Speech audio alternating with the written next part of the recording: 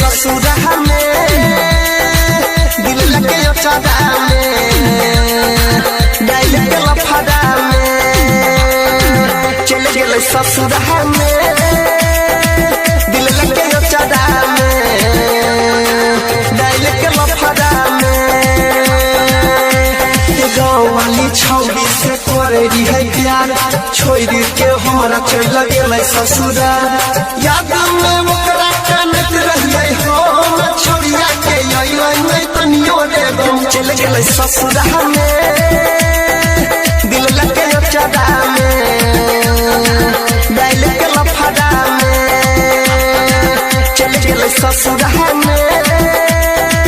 दिल लगे चादा में डाइल के लफड़ा में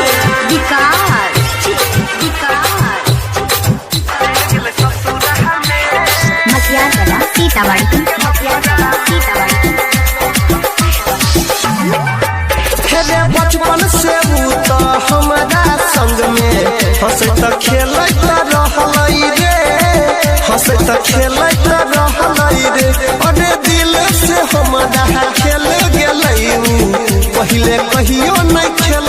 रे पहले कहियो नहीं खेल रे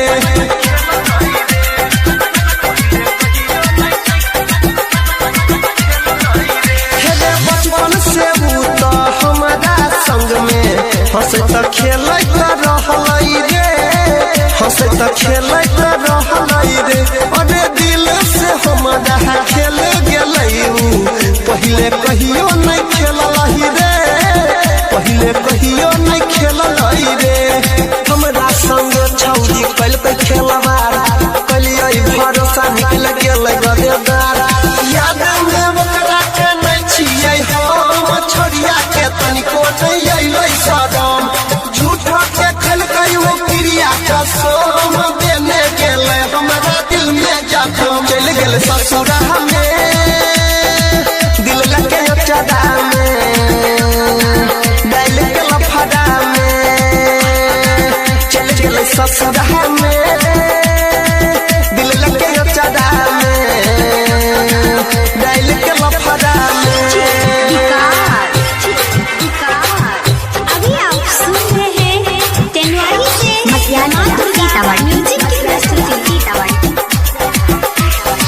अरे छौड़िया सबसे सुनै रे भैया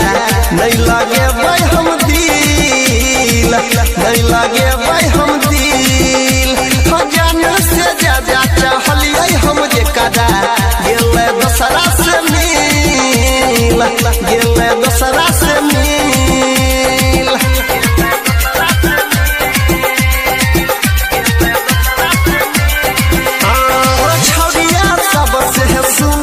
नहीं लगे भाई हम दिल